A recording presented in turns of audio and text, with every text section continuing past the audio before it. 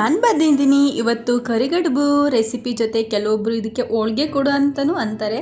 ಏನಂದರೆ ಇದಕ್ಕೆ ಫಸ್ಟಿಗೆ ಮೈದಾ ಹಿಟ್ಟನ್ನು ತೊಗೊಂಡ್ಬಿಟ್ಟು ಒಂದು ಸ್ವಲ್ಪ ಉಪ್ಪು ಅಂದರೆ ಒಂದೆರಡು ಚಿಟಿಕೆಯಷ್ಟು ಉಪ್ಪು ಮತ್ತು ಒಂಚೂರು ಎಣ್ಣೆ ಹಾಕಿಬಿಟ್ಟು ನೀರು ಹಾಕ್ತಾ ಹಾಕ್ತಾ ಹಿಟ್ಟನ್ನು ನೀಟಾಗಿ ಹದವಾಗಿ ಕಲಿಸ್ಕೋಬೇಕು. ನೋಡಿ ಈ ಥರ ಕಲಿಸ್ಕೊತಾ ಇದ್ದೀನಿ.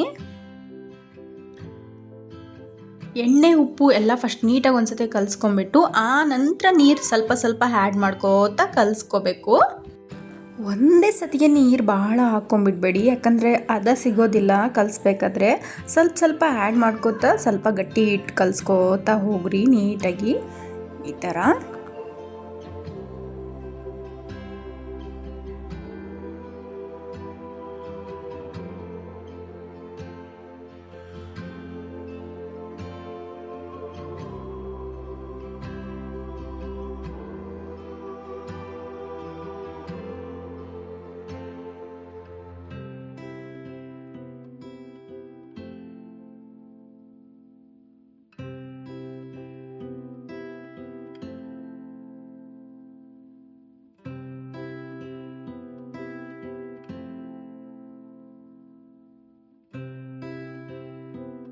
ತುಂಬ ಜನಕ್ಕೆ ಆ್ಯಕ್ಚುಲಿ ರೆಸಿಪಿ ಗೊತ್ತಿರೋದಿಲ್ಲ, ಅಂದರೆ ಹೋಳ್ಗೆನೇ ಭಾಳ ಮಾಡೋದು. ಇದು ಕರಿಗಡುಬು ತುಂಬ ಕಡಿಮೆ ಜನ ಮಾಡೋದು. ನಾವಂತೂ ದೀಪಾವಳಿ ಹಬ್ಬಕ್ಕೆ ಎಡೆಗಿದು ಬೇಕೇ ಬೇಕು, ಸೊ ಮಾಡ್ತಾಯಿದ್ವಿ. ಹಾಗೆ ಶೂಟ್ ಕೂಡ ಮಾಡಿಕೊಂಡೆ.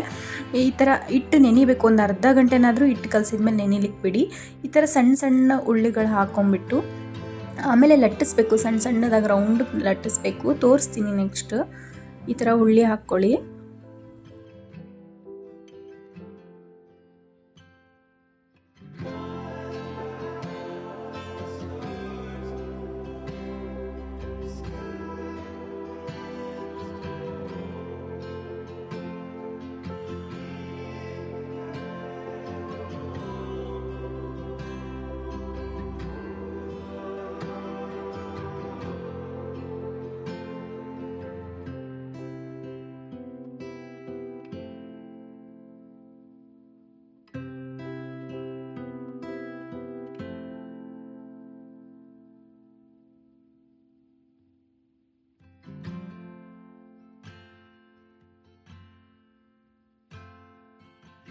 ಈ ಥರ ನೀಟಾಗಿ ರೌಂಡಕ್ಕೆ ಉರುಳಿ ಹಾಕಿದ ನಂತರ ಈ ಥರ ಲಟ್ಟಿಸ್ಬೇಕು. ಅಂದರೆ ಫುಲ್ ಉದ್ದಕ್ಕೆ ಅಲ್ಲ, ರೌಂಡ್ ಸ್ವಲ್ಪ ಉದ್ದ ಸ್ವಲ್ಪ ರೌಂಡಾಗಿ ಲಟ್ಟಿಸ್ಬೇಕು. ನೋಡಿ ಈ ಥರ.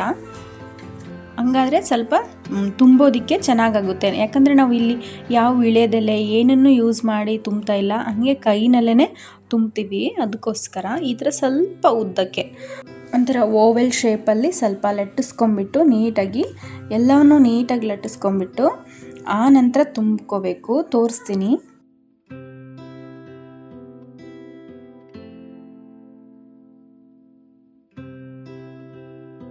ನಾವಿಲ್ಲಿ ಕರ್ದು ಮಾಡೋ ಕರಿಗಡುಬು ತೋರಿಸ್ತಾ ಇದ್ವಿ. ಇನ್ನು ಕೆಲವರು ಇದನ್ನು ಕುಚ್ಚಿಬಿಟ್ಟು ಮಾಡ್ತಾರೆ, ಅದಕ್ಕೆ ಏನೋ ಬೇರೆ ಹೆಸರು ಅಂದರೆ ಕಡುಬು ಅಂತಂದೇನೋ ಹೇಳ್ತಾರೆ. ಬಟ್ ನಾವಿಲ್ಲಿ ಕರ್ದು ಮಾಡೋ ಕರಿಗಡುಬು ತೋರಿಸ್ತಾ ಇರೋದು. ನೋಡಿ ಇವಾಗ ತುಂಬೋದು ಹೇಗೆ ಅಂತೇಳಿ ತೋರಿಸ್ತಿದ್ದೀನಿ. ನಾವೇನು ಮಾಡಿದ್ದೀವಿ ಅಂದರೆ ಒಂದು ಬರಲ್ಗಡ್ಡೆಗೆ ಹತ್ತಿನ ಸುತ್ತಕೊಂಡು ಸ್ವಲ್ಪ ನೀರಿಗೆ ಸ್ವಲ್ಪ ಒಂದು ಸ್ಪೂನಷ್ಟು ಮೈದಾ ಹಾಕಿ ಕಲಸಿಟ್ಕೊಂಡಿದ್ವಿ. ಸ್ವಲ್ಪ ತಿಕ್ನೆಸ್ ಬರುತ್ತೆ, ಚೆನ್ನಾಗಿ ಅಂಟುತ್ತೆ ಅಂತೇಳಿ. ನೋಡಿ ಈ ಥರ ಮಾಡ್ಕೊಂಬಿಟ್ಟು ಹೂರಣ ತೊಗೊಂಡು, ಇದು ಬೇಳೆ ಹೂರಣ ತೊಗೊಂಬಿಟ್ಟು ಸೆಂಟ್ರಲ್ಲಿ ಇಟ್ಬಿಟ್ಟು ನೀಟಾಗಿ ಒಂದು ಸೈಡಿಂದ ತುಂಬ್ತಾ ಬರಬೇಕು. ಲೈಟಾಗಿ ಪ್ರೆಸ್ ಮಾಡಬೇಕು. ಈ ಥರ ಪ್ರೆಸ್ ಮಾಡಿದರೆ ಅದು ಒಡ್ಕೊಳ್ಳಲ್ಲ ಎಣ್ಣೆಯಲ್ಲಿ ಕರಿಬೇಕಾದ್ರೆ. ಹಾಗೆ ಎಲೆನ ತುಂಬ ತೆಳುವೂ ಉದ್ಬೇಡ್ರಿ, ತುಂಬ ದಪ್ಪನೂ ಉದ್ಕೊಬಾರ್ದು, ಸ್ವಲ್ಪ ಮೀಡಿಯಮ್ ಇರಬೇಕು ಎಲೆಗಳು. ಮಕ್ಕಳಿದ್ರೆ ಅಂತೂ ಈ ಥರ ಕರಿಗಡುಬು ತುಂಬ ಇಷ್ಟಪಡ್ತಾರೆ. ಅಂದರೆ ಅವ್ರು ಆಟ ಆಡ್ಕೊತ ಆರಾಮಾಗಿ ಕೈನಲ್ಲೇ ಇಟ್ಕೊಂಡು ತಿನ್ಬಿಡ್ತಾರೆ. ಚೆನ್ನಾಗಿರುತ್ತೆ ಟೇಸ್ಟ್ ಕೂಡ. ಒಂಥರ ನೀವು ಆರಾಮಾಗಿ ಒಂದು 5-6 ದಿನ ಸ್ಟೋರ್ ಮಾಡಿಕೊಂಡ್ರು ಏನಂದರೆ ಏನೂ ಆಗೋದಿಲ್ಲ, ಚೆನ್ನಾಗೇ ಟೇಸ್ಟ್ ಇರುತ್ತೆ, ಮೆತ್ತಗಿರುತ್ತೆ, ಚೆನ್ನಾಗಿರುತ್ತೆ. ಏನಂದರೆ ಹೂರಣ ತೊಗೋಬೇಕಾದ್ರೇ ಒಂಥರ ಒಂದು ಮಿಟ್ಟಿಗೆ ಥರ ತೊಗೊಂಬಿಡಿ ಉದ್ದಕ್ಕೆ. ಹಾಗಾದರೆ ಅದು ತುಂಬಕ್ಕೆ ಇಡುವಾಗ ಚೆನ್ನಾಗಾಗುತ್ತೆ. ತುಂಬುವಾಗ ಈ ಥರ ಲಾಕ್ ಮಾಡುವಾಗ ಅದು ಉದ್ದಕ್ಕಿಟ್ರೆ ಚೆನ್ನಾಗಿ ಬರುತ್ತೆ. ದುಂಡಕ್ಕೆ ಇಟ್ಬಿಟ್ರೆ ಹಿಂಗೆ ಲಾಕ್ ಮಾಡೋದಕ್ಕೆ ಸರಿ ಹೋಗೋದಿಲ್ಲ. ನೀಟಾಗಿ ತುಂಬಿಕೊಂಡ್ರೆ ಈ ಥರ ನೀಟಾಗಿ ಚೆನ್ನಾಗಿ ಕಾಣ್ತವೆ, ಒಡೆಯೋದು ಇಲ್ಲ ಎಣ್ಣೆನೆಲ್ಲ ಹಾಕಿದಾಗ. ಇನ್ನು ಕೆಲವರು ಏನು ಮಾಡ್ತಾರೆ ಅಂದರೆ ವಿಳೆದೆಲೆ ಬರುತ್ತಲ್ಲ, ಆ ವಿಳೆದೆಲೆ ಸೆಂಟ್ರ್ನಲ್ಲಿ ಇಟ್ಬಿಟ್ಟು ಈ ಥರ ಪ್ರೆಸ್ ಮಾಡ್ತಾರೆ. ಬಟ್ ಅದು ಅಷ್ಟು ನೀಟಾಗಿ ಪ್ರೆಸ್ ಆಗೋದಿಲ್ಲ ಅನಿಸುತ್ತೆ. ನಾವಂತೂ ಈ ಥರ ಕೈನಲ್ಲೇ ತುಂಬಿಬಿಡ್ತೀವಿ. ಆಮೇಲೆ ಇನ್ನೂ ಒಂದು ಏನೋ ಬಂದಿದೆ ಇವಾಗ ಎಲೆ ತುಂಬಕ್ಕಂತಲೇ ಪ್ಲಾಸ್ಟಿಕ್ನಿಂದು ಬಂದಿದೆ, ಅದರಲ್ಲೂ ಕೂಡ ತುಂಬ್ತಾರೆ. ನನಗದು ಗೊತ್ತಿಲ್ಲ ಎಷ್ಟು ಚೆನ್ನಾಗಿ ಬರುತ್ತೆ ಅಂತೇಳಿ ನಾವು ಮಾತ್ರ ಈ ಥರ ಕೈನಲ್ಲಿ ತುಂಬಿಟ್ಟೇ ಮಾಡೋದು ಯಾವಾಗಲೂ. ನಿಮ್ಮ ಕಡೆನೂ ಈ ಥರ ಕರಿಗಡುಬು ಮಾಡ್ತಾರೆ ಅಂದರೆ ಕಮೆಂಟ್ ಮಾಡಿಬಿಟ್ಟು ಹೇಳಿ ನನಗೆ.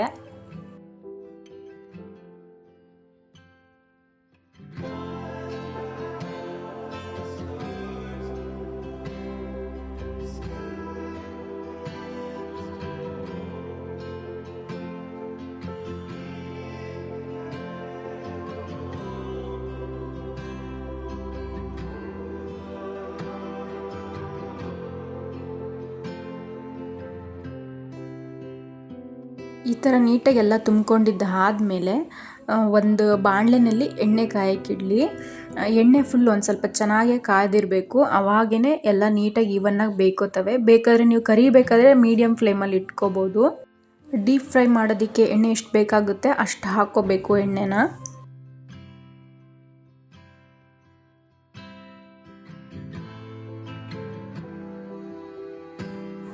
ಸೊ ಎಣ್ಣೆ ಕಾದ ನಂತರ ನಾವು ಮಾಡಿರ್ತಕ್ಕಂಥ ಕರಿಗಡುಬನ್ನ ಒಂದೊಂದಾಗಿ ಈ ಥರ ಹಾಕ್ಕೋಬೇಕು ನೀಟಾಗಿ. ಹಿಂಗೆ ಎಣ್ಣೆ ಕಾದಿತ್ತು ಅಂದರೆ ಬಿಟ್ಟ ತಕ್ಷಣವೇ ಈ ಥರ ಗುಳ್ಳೆ ಗುಳ್ಳೆ ಬರಲಿಕ್ಕೆ ಸ್ಟಾರ್ಟ್ ಆಗಿಬಿಡುತ್ತೆ, ಗೊತ್ತಾಗುತ್ತೆ ಅವಾಗ ಎಣ್ಣೆ ಕಾದಿದೆ ಅಂತ ಹೇಳ್ಬಿಟ್ಟು. ಸ್ವಲ್ಪ ಗೋಲ್ಡನ್ ಬ್ರೌನ್ ಬರೋವರೆಗೂ ಇದನ್ನು ಫ್ರೈ ಮಾಡ್ಕೋಬೇಕು. ಈ ಥರ ವೈಟ್ ಆಗಿ ಇರುವಾಗ ಹಸಿ ಇರುವಾಗ ತೆಗೆದುಬಿಡಬೇಡಿ, ತಿನ್ನೋದಕ್ಕೆ ಟೇಸ್ಟ್ ಇರೋದಿಲ್ಲ. ಸ್ವಲ್ಪ ಗೋಲ್ಡನ್ ಬ್ರೌನ್ ಬರೋವರೆಗೂ ಕರಿದ್ಬಿಟ್ಟು ಆಮೇಲೆ ತಕ್ಕೊಳ್ಳಿ. ಒಂದು ಸೈಡ್ ನೀಟಾಗಿ ಫ್ರೈ ಆಗಿದ ನಂತರ ಇನ್ನೊಂದು ಸೈಡ್ ಕೂಡ ತಿರುವಾಕೊಂಡು ನೀಟಾಗಿ ಫ್ರೈ ಮಾಡ್ಕೋಬೇಕು.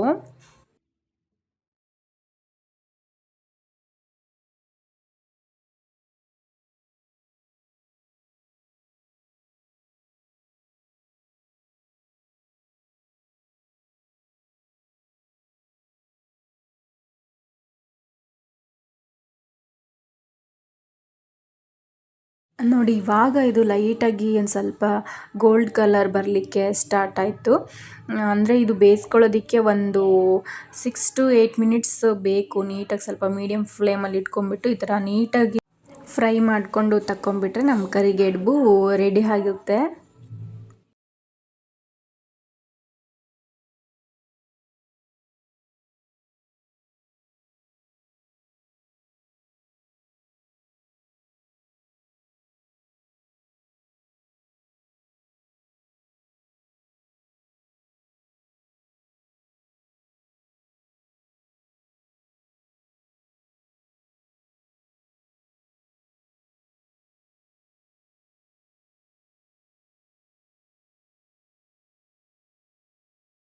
ಸೊ ಈ ಥರ ಫ್ರೈ ಆದಮೇಲೆ ತಕ್ಕೊಂಬಿಡಿ ಒಂದು ತಟ್ಟೆನಲ್ಲಿ.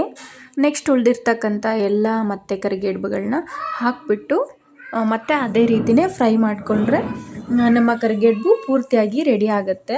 ಸೊ ಯಾರೆಲ್ಲ ನನ್ನ ಚಾನಲ್ನ ಇನ್ನೂ ಸಬ್ಸ್ಕ್ರೈಬ್ ಮಾಡ್ಕೊಳ್ದಲೇ ನೋಡ್ತಿದ್ದೀರಾ, ಪ್ಲೀಸ್ ಸಬ್ಸ್ಕ್ರೈಬ್ ಮಾಡ್ಕೊಳ್ಳಿ. ನನ್ನ ವೀಡಿಯೋಗಳನ್ನ ನೋಡಿ ಮತ್ತು ಶೇರ್ ಮಾಡಿ, ಲೈಕ್ ಮಾಡ್ತಾಯಿರಿ. ನನಗೆ ನೆಕ್ಸ್ಟ್ ವೀಡಿಯೋ ಮಾಡೋದಕ್ಕೆ ಒಂದು ಉತ್ಸಾಹ ಬರುತ್ತೆ ಅಂತೇಳಿ ಅಷ್ಟೇ, ಇನ್ನೇನೂ ಇಲ್ಲ.